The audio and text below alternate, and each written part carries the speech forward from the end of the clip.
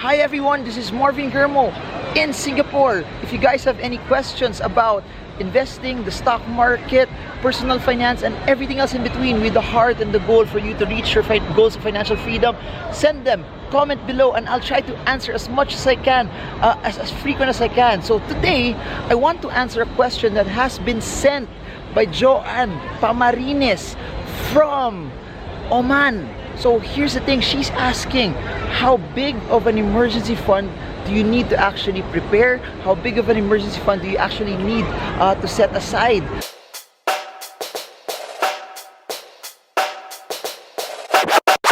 She's employed and she has fixed income and she really doesn't have as much dependence. She's single and everything, her entire salary just goes to her. So to answer your question, no, here's the thing. You have to understand this. It's not just it's not a one-size-fit-all thing. I'm just going to give you some principles on how you can actually figure it out, pin it, and how you can actually set some groundwork when you do your emergency fund. So for those who don't know what an emergency fund is, by the way, an emergency fund is an amount that you set aside that should emergencies come your way, you have the right amount of money to be able to hedge you. It's a shroud of protection that if a flat tire comes, your car has problems, someone in the family gets sick, you need to buy medicine, there's a typhoon, things that are unexpected emergencies that may come your way, that if you don't have enough cash, you don't have a buffer, you might go into debt to be able to do it. And people have this, how do I put this? They have this mistake of investing too much. Even the best investors or even the best business people, what they normally do is they try to put too much in their business, in their investments, and the problem there is when certain calamities strike, when bad things happen, they're forced to pull out their investments. If you think about it, if the market is down and then you need to pull out and then something bad happens, you would need to sell at a loss. Or if the market is up also and you need to and an emergency happens, you would need to also take it out, and sayang, you won't be able to maximize your gains.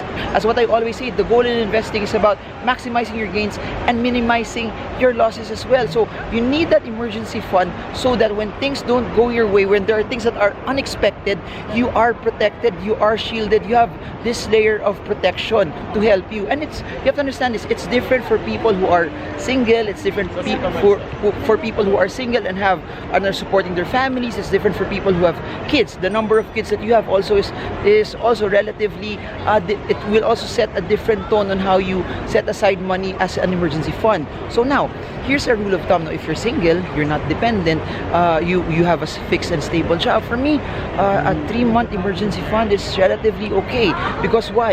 You have a fixed amount of income. It doesn't really matter if you have a health insurance pa, and if no one's really dependent on you, just try to set, if your salary or if your expenses monthly say to 50,000 pesos, then try to set aside around times 3, 150,000 pesos. That is if you're single, that is if you don't have enough dependents, don't have any dependents, that is also if you have job security, and that is also if you have a health card, and everything else is relatively hedged and protected on your behalf.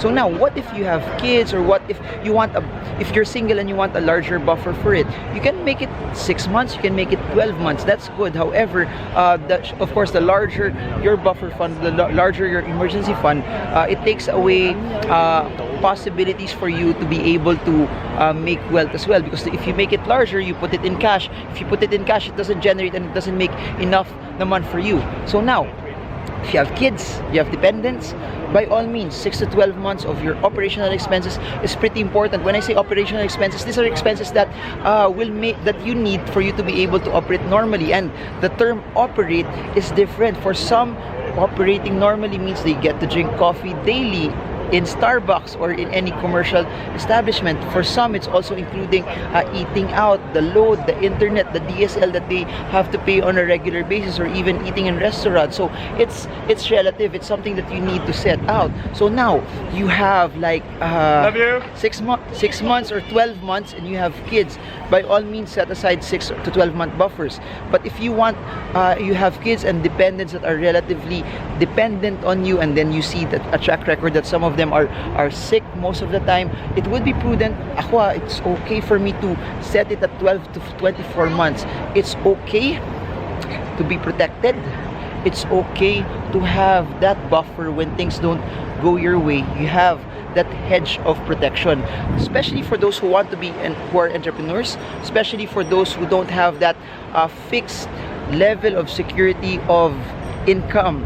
You better make a larger stockpile of cash, and it doesn't matter if it's 24 months. You have to understand, especially for people who are professionals, especially for people who don't have any fixed income, the greatest weapon that you have is your brain. The greatest weapon that you have is your mind. What do I mean by this? It's very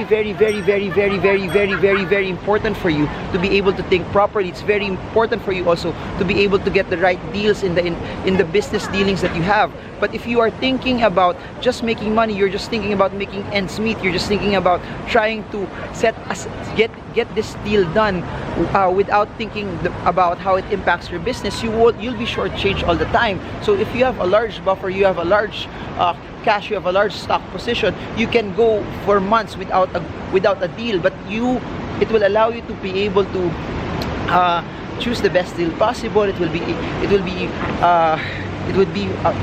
would allow you that if things don't go your way, you will still be able to think, you will be able to create, you will be able to do things that will allow you to enhance your business as well, and you don't have to take any deal out there because you have a good amount of cash. So segment it.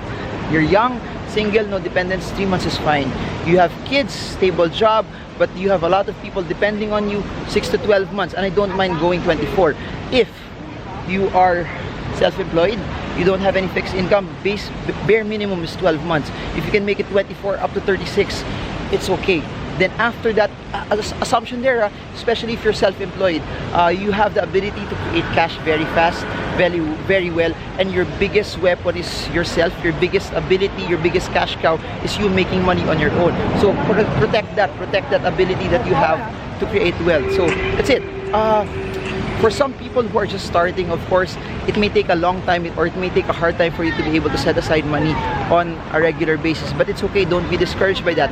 Do it little by little by little by little. If you have bonuses, use that bonus to be able to add more to that emergency fund.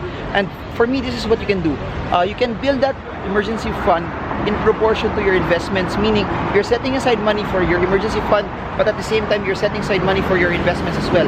But prioritize that emergency funds first, especially if you are not employed. But if you are employed, certain amounts goes to the emergency fund, then certain amount goes to investments. It's not true that you have to set it and do it, just do it una yung emergency fund and later na investments. You can do it simultaneously until it grows and until you hit it, because there's always an opportunity also for you to invest, but there's also an opportunity for you to do and build your emergency fund at the same time. So that's it for now, and I hope that you guys save as well. You have to understand this: if you know how to save properly, you know how to set aside money properly, it will be hard for you to go broke. I've never met a person who's a good saver go broke or even lose money or even go bankrupt. So savers are winners. People who know how to save will have opportunities later on. Savings and positions you that if something bad happens, you are protected and you will have an opportunity also to make good money later on. So that's it for now. I hope this video gives you confidence as well, not just to invest but to save money. It's not true that savers are losers. Savers are winners. Build your emergency fund, set aside as much cash as you can, and make your dreams come true. I hope this video helps you trade well, trade strong, trade smart. Marvin Germo from Singapore. So bye everyone, and see you all again soon.